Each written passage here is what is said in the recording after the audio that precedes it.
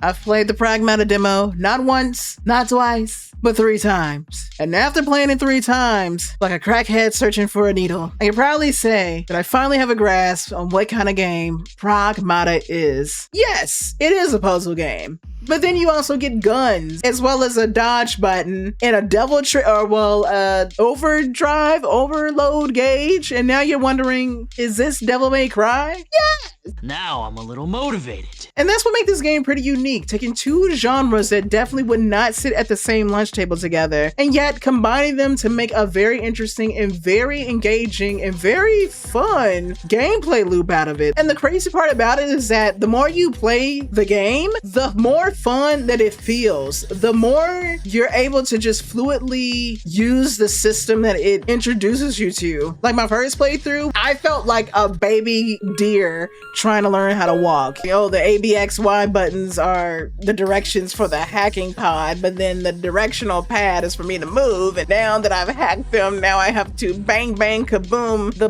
robots in the face. And oh my God. I played the 3rd demo a month after because I wanted to see, okay, is this a game where even if you don't play it for a while, once you load it back up and you pick up the controller, like does the motor skills kick in like a sleeper agent? And I can honestly say, once I booted up the demo again, everything clicked back for me. I went through the demo just as quick as my second time going through the demo, and it's such a unique game. It's not even like it's revolutionizing anything. Like, you can clearly tell that the robots are using the same animations, or at least have similar mechanics as the zombies from the Resident Evil remakes, where once you hack them, you open up and expose all of these weak points, and if you shoot them in the knee, they collapse over, or if you shoot them in the head, it crits. Yet despite repackaging what other games have done, Pragmata still manages to make yourself a unique experience that you can only experience if you play Pragmata. You have the typical third-party POV, over-the-shoulder look, and then you have like the action combat elements of it. One, you're being timed on how quick it takes you to get through a level. There is an upgrade system that can only be accessed through the checkpoints that you unlocked, and unfortunately, the game doesn't show you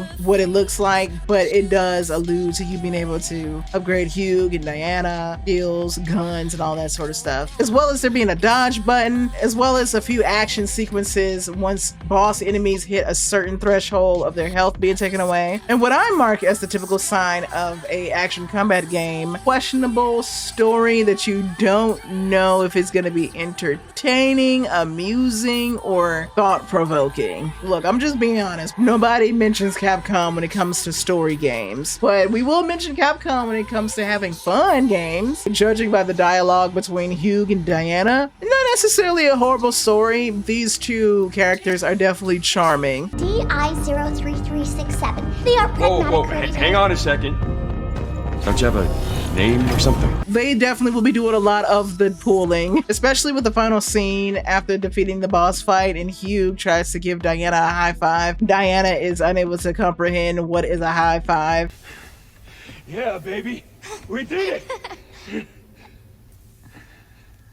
This is how we say good job.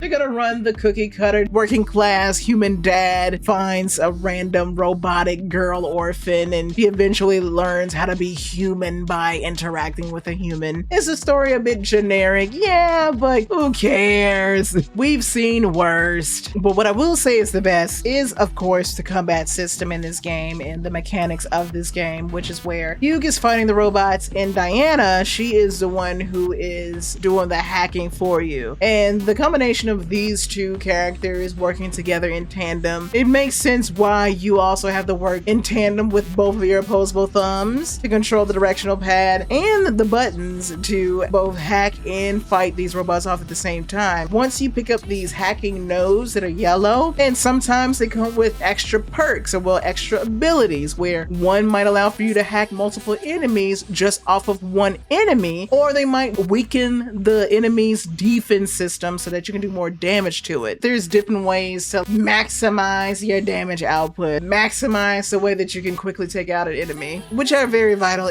because I have noticed that in this game, there are moments where you might have to fight more than one enemy, and because of the field of view, you might not see somebody slashing at you from behind. You definitely want to keep on your toes and definitely use the different kinds of hacking nodes to your advantage. There's also still the weapons that you can use that will also greatly assist in taking down these robots. There's a safety gun where it shoots out a net that will paralyze enemies on the spot. So if you find yourself in a situation where you're being surrounded and you just need a quick brief moment to keep calm and hack, you're able to do so. And with a successful hack providing a temporary period of enemies being stunned, you can either use what's equivalent to an electric shotgun or a charged rifle to just pop those bullets into those robots. All the combat that you've been engaging in culminates at the final battle with the boss of the level. The boss fight is honestly super fun. Being able to like dodge out of the way, and if I'm not mistaken, it seems like the dodging rewards you with like a brief slowdown of being able to hack the enemy easier. There's probably an upgrade that's required that you won't get in the demo. And of course, Diana's hacking doesn't just stop at the combat. She can also hack doors. She can also hack levers or weird systems that allow for you to traverse all throughout the level. As far as graphics, of course, this game is made in the RE engine, and as you can tell, these RE engine games have been looking pretty beautiful, though some of them have come at a cost of performance. However, with the Pragmata demo, it had a consistent 60 FPS. I was playing it on 4K as well. Had no issues on my end. I had no qualms. I definitely recommend you giving the Pragmata demo a try if you haven't. It's just different, but it works. Thanks for listening to my honest review on the Pragmata demo. Stay safe, stay healthy, and if you ever find yourself in outer space, make sure you hold your breath, count to 3, pick up the phone, and tell Houston, we have a problem. Peace.